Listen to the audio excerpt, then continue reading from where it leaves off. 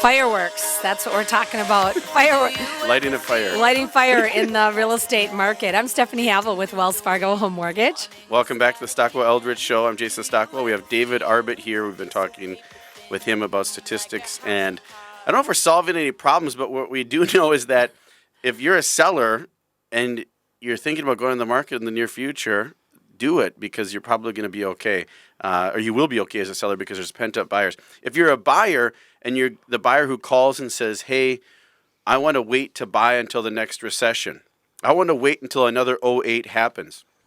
Well, hopefully, in my opinion, you're probably going to be waiting past my lifetime before we have that type of scenario again where that many years and that big of a fall in real estate market or in the residential real estate market. Well, or, to here, kind of to interrupt you, like even people say, I'm going to wait till This market can't go on forever. Yeah, get married. Right? Well, or they even just say, like, well, we got to wait till we get married and get our married money. Or we're going to wait till next year and get our taxes done. Or wait till I finish school and this or that.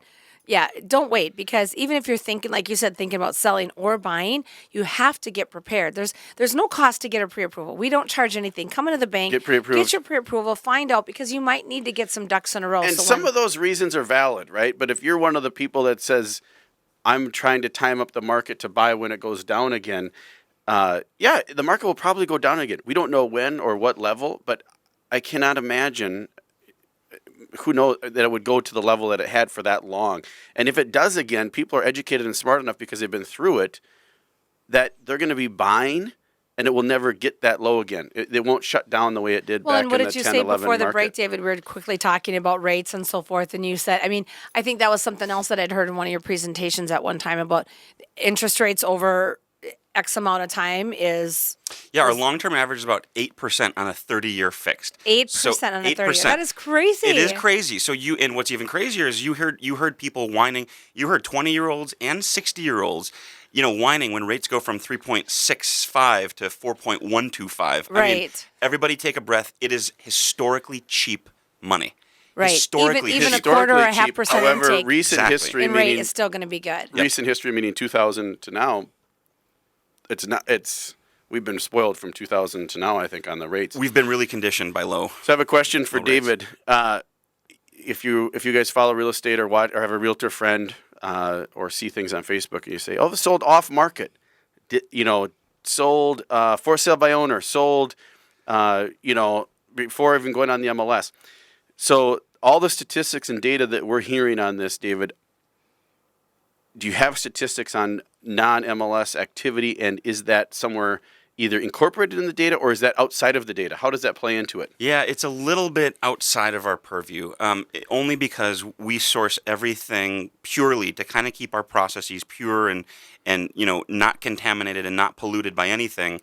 We only source from the MLS. So we have what's called kind of a RETS feed, the Real Estate Transaction Standard, where we'll pull data from Northstar, kind of get it into our database, kind of scrub it and cleanse it, but we don't modify it, right? And that's why if we were to go to public records, and go check at the Hennepin or the Ramsey County websites for what has transacted, then you'd have to deduplicate that with MLS data, because if 1, 2, 3, 4 Main Street it matches up. If it matches up, you'd have to play games with. But will much of that really have an impact? How much of that really happens? I see a lot of it going on, a ton of it going on. Yep. Any ballpark? Is there any numbers on it? Is it 10% of the market, 20% of the market, 15, 5? I wouldn't even be comfortable commenting. Okay. I just wouldn't be. But a lot of it mimics the same thing that's in the MLS data. The same thing. It's selling quickly. Yes. It's selling close or at the asking price. Or above. And what else? And the time, and everything's quick and the win on the, and they didn't have to go on the market even. So you'll see that. So another question for David is a couple or 2 or 3 of the hottest markets where the activity and the inventory is the lowest, and then maybe some opportunity markets, 2 or 3. What do you see out there?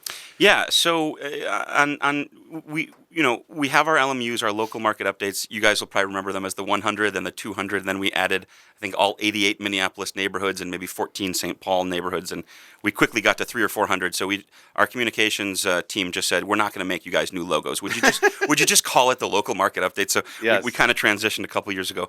So what we're seeing is, as we were talking about, especially young buyers that are making up a large cross-section of today's pool of buyers, they like to be close in, right? They like to be close into jobs, whether that's downtown, 394 strip, Highway 100 strip, 94 along 280. They like to be close in.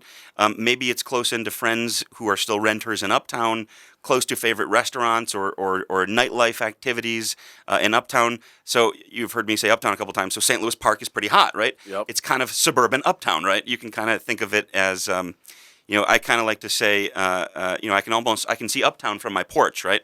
Kind of like the Sarah Palin with Russia. So these St. Louis Park people, they don't feel like they're that far out, even though they kind of told themselves, I'll never live in the suburbs. Well, there they are, but again, they can kind of see Uptown from their front porch. Justified suburbs. It's justified. And then similarly, you look at Richfield. Richfield, it's just outside Nokomis and Longfellow in Southwest. We see a lot of people flocking there. It's close in, easy access to highways, really close to airport, maybe a little too close in parts, but you see a lot of demand there, and it's a wonderful community. Good schools, a diverse community, again, close in, shopping. They got Wood Lake Nature Center right in the middle there, and so that's pretty hot too. We also see Bloomington seeing a lot of demand. What did you say the average age is now? I think it's probably getting a little bit older, right? I mean, because we're kind of seeing a lot of these younger people, they've got student loan debt, so it's a little harder for them to qualify, Yep. although we're trying to make some changes in that process. But do you get data on that too, like the average age of the first-time home buyer or so forth? Yep, so this is national. Sadly, we don't have it for Minnesota. I wish we had it for even the metro, but we don't. I have lots of dreams. Maybe one day we'll get some of this good stuff. But nationally, I think it's the median age of a first-time buyer is 32. So half are older than 32. Half of first-time buyers would fall under that 32. It hasn't changed that much. It's kind of gone from 30, 31, 32, 30. So during the bubble, '06, when prices were as high as they were today, people had to wait, save for a down payment, hope for that second raise or the second job. They were buying at about 32. That came down to about 30, 31 in 2010 when prices became suddenly very affordable. Yeah. So we didn't have to save. We didn't have to kind of scrimp and save on everything and save every penny. So we could, the process was about 2 years earlier. Now I think we're back to 31, 32, a little bit later as prices are rising. And prices are rising a little bit more quickly than incomes, which is of course a concern. Yeah. So two or three markets where there might be an opportunity where the prices might still be good for someone to get in, but the demand may not be as much? Do you know any of those? Yeah, I think this is a great Good question. question. So I was talking with a couple other agents about exactly this. You look at the 50th in France craze as just one kind of epicenter of a lot of demand, of course, a shortage of listings, and homes flying off the market after 4 hours, 8 hours, maybe 2, 3, 5, 6 days. But activity is happening pretty quickly. You also see a lot of teardowns, but eventually it's going to kind of reach a saturation point.